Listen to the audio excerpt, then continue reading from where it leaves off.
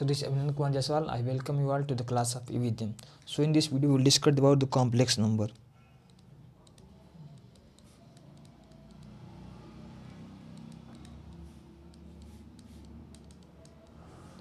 Now for complex number we discuss at first imaginary number.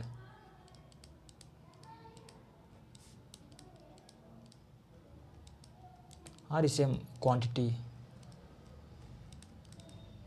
which is represented by small I, means iota. So हमारे पास imaginary number की ज़रूरत क्यों पड़ी? कि हमारे पास तो रियल नंबर्स थे, लेकिन कुछ मैथमेटिकल कुछ ऐसे इक्वेशंस रहे। फॉर एग्जांपल हमारे पास x square plus 1 equal to 0, ये हमारे पास मैथमेटिकल इक्वेशन है। इसका सोल्यूशन अगर हम निकालें तो x equal to x square equal to -1। तो ऐसा कोई रियल नंबर नहीं था फॉर एक्स, कोई भी रियल वैल्यू में कोई ऐसी एक्स की वैल्यू नहीं थी जिसका स्क्वायर करने पर -1 है। तो यहाँ से हम इमेजिनरी क्वांटिटी इमेजिन किए, तो यहाँ से हमारी स्टार्ट हुई पूरी कॉम्प्लेक्स नंबर की जर्नी।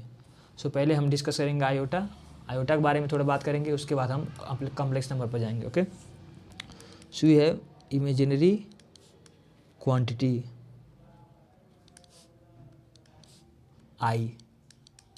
सो इसके हम बात करते हैं पहले powers, integral power. Okay, so हम जानते हैं यहाँ पर x I is equal to under root में -1। ओके, ये हमारे पास है। तो अगर हम इसका स्क्वायर करें, एक्स स्क्वायर करें तो ये हमारा -1 हो जाएगा।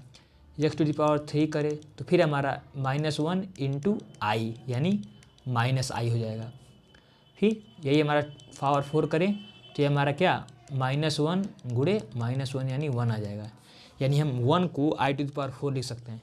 यानी ये जो हमारा आई टू द पावर 4 है ये हमारे कुछ काम का है। ओके, सो हम आगे डिस्कस करते हैं।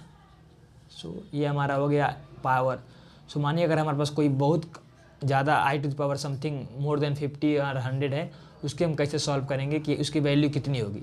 ओके, फॉर एग्जांपल कि अगर हम बारे में बात करें, अगर हमारे पास है I to the power 53, for example we have I to the power 53, तो अब इसे कैसे, इसका वैल्यू क्या होगी? तो अब क्या करेंगे, आई का 4 का फैक्टर बना लेंगे। यानी हम आई इक्वल टू क्या लिख सकते हैं, ये हमारा 50 है, 4 इंटू 13 प्लस 1।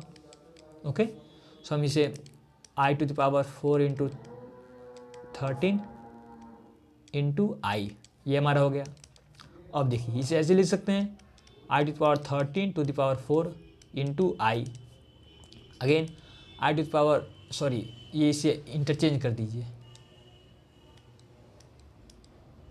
तो ये आई टू द पावर क्या हो जाएगा, सो ये हमारा आई है, I to the power 4 to the power 13, I to the power 4 हमारा हो जाएगा 1 to the power 13 means 1 into I, तो हमारा वैल्यू हो जाएगा आई। ओके, सो ये हमारा इंटीग्रल पावर का यूज है। कोई पावर ले सकते हैं, 4 के फैक्टर में करेंगे। जब हमारा 4 का फैक्टर हो जाएगा, 4 के इंटीग्रल फैक्टर में आ जाएगा, तो उसकी जो वैल्यू होती है वो हमारी 1 के इक्वल होती है। तो उसके बाद हम क्वेश्चन को सॉल्व कर लेते हैं। फिर जी हाँ, जब हमने ये डिस्कस कर लिया तो हमारे बात आती है कॉम्प्लेक्स नंबर की। ये तो हमने डिस्कस किया कि इमेजिनरी क्वांटिटी क्या थी। अब हम डिस्कस करेंगे कि कॉम्प्लेक्स नंबर। ओके, तो हम बात करते हैं कॉम्प्लेक्स नंबर।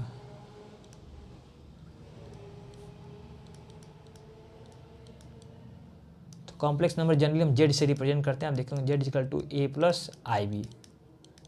यहाँ पर क्या होगा, कॉम्प्लेक्स नंबर को डिफाइन करना चाहें, the combination of real numbers and imaginary number. Imaginary quantity I यहाँ पर यूज जाता है, तो ये हमारे पास है जेड, इसे बोलते हैं रियल पार्ट,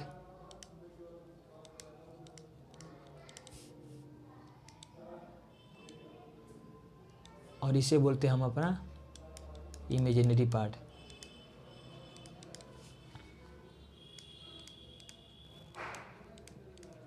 यहाँ पर हम देख सकते हैं ए और बी दोनों रियल नंबर से बिलोंग करते हैं। Uh this symbol means belongs to, so यहाँ पर ए और बी दोनों बिलोंग करते हैं रियल नंबर से। ठीक, तो ये हमारा हो जाता है कॉम्प्लेक्स नंबर। यहाँ पे कोई ये रियल नंबर आप generally z equal to x plus i y or anything, ये हमारा हो जाता है जनरल टर्म देखते हैं कॉम्प्लेक्स नंबर के फॉर्म में। सो फिर हम आगे पढ़ते हैं तो बात आती है कि इसे हमारे पास है, ये हमारे पास है, ये रियल पार्ट है, ये इमेजिनरी पार्ट। सो मानिए इफ़ b इक्वल टू 0 हो गया तो यहाँ इमेजिनरी पार्ट हमारा पूरा कैंसिल हो जाता है। तो ये जो हमारा z आएगा a, इसे बोलते हैं प्योरली रियल। ओके, अब वही हमारा a इक्वल टू 0 हो जाए तो इसे बोलते हैं प्योरली इमेजिनरी। Got it. तो ये हमारा हो गया purely imaginary and purely real complex numbers. Okay, so moving ahead we will discuss the algebra of a complex number.